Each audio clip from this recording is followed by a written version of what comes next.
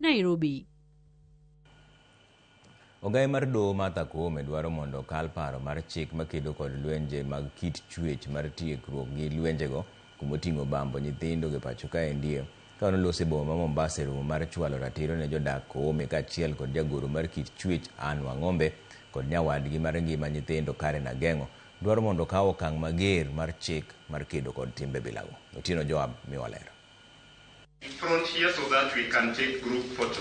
Ote ewi lwenje mag kit chwech obedo thor wach e romo mar 38 mar piny owacho ewi chiwo ratiro ne oganda. Gai mar doho Martha Koome, jagoro mar kit chwech Anne Wang'ombe, nyawadgi mar ngima nyithindo Karen Agengo, kaachiel kod jokanyo mamoko oyiere ni lwenje mag kit chwech osemedore pacho ka kendo kony mapiyo dwarore. This conversation demands coordinated legislative, policy and institutional interventions if we are to provide meaningful protection to victims and ensure accountabilities for the perpetrators. The survivors, somehow they get frustrated on the way and they drop out. Actually, they also get traumatized. Reporting abuse becomes really difficult for children, and this because they believe they would be exposing someone who they depend on, especially financially or even emotionally.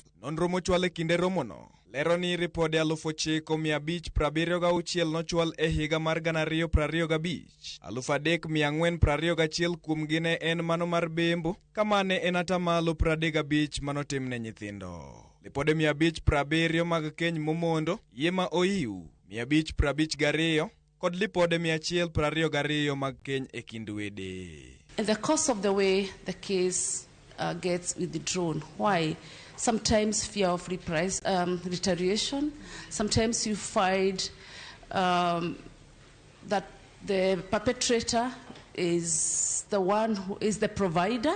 But we should focus on prevention, because when we focus on prevention, we will not have children going through this. Survivors going to the police and then going to the healthcare and then going to court. And so we have to acknowledge that the services are disjointed as they report to all of these levels. When you suffered the abuse, did you report?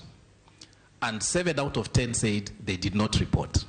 So you can see that contradiction, and it speaks to reliance. So you can have services, have proper procedures and processes and policies in place, but it is always good to measure from time to time to what extent is the citizenry relying on us. Ogai mar doho Martha Koome to dwaro mondo okadh paro mar chik mar kedo kod lwenje mag kit chwech ahinya to kuom nyithindo, kowacho ni mano e achiel kuom yore mag tieko lwenje makamago. To strengthen our collective response to sexual and gender-based violence, which is endemic, systemic, and very complex.